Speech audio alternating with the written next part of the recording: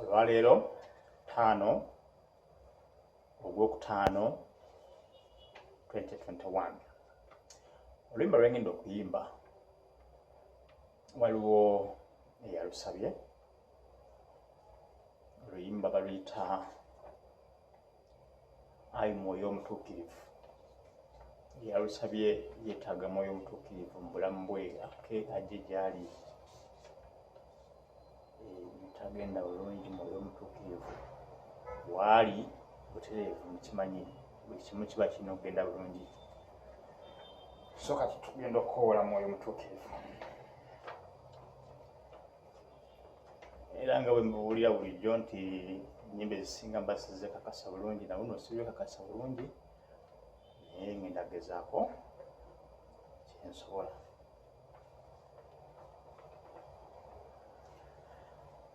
Ayi Mwoyo Mutuukirivu Omutonzi waffe jangu otuule mu myoyo gyaffe n'enneema zo zijijjuze.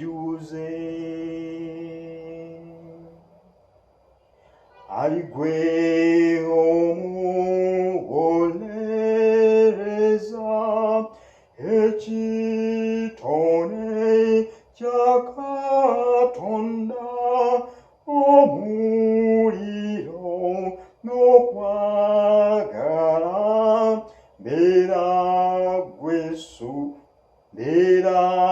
gw'ensuulo y'enneema. Otuwe n'okutegeera otussemu n'okwagala otujjuze n'amaanyi go mu mubiri ne mu mwoyo.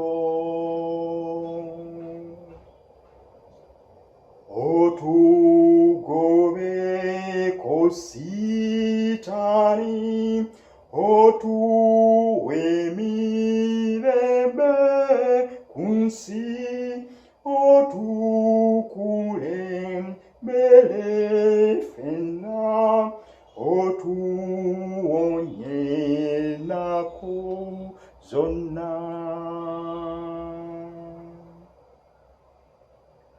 Tuddukidde gy'oli ffenna tuyige Patri ne Mwana nawe tukukkirizenga leero ate n'ennaku zonna.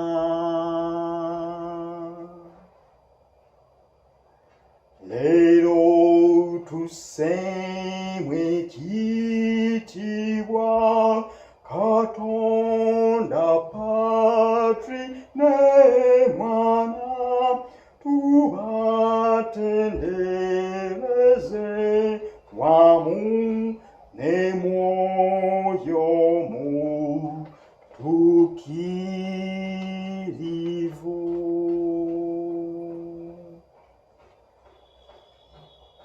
Oluyimba lwaffe olwaleero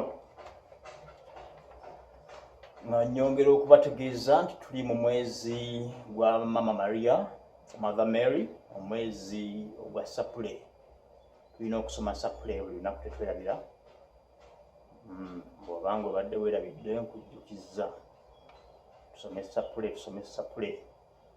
Twetaaga emirembe mu nsi. Bwe tusoma Sapule eyo buli kimu kijja kuba bulungi. Emirembe tugyetaaga mu nsi yaffe.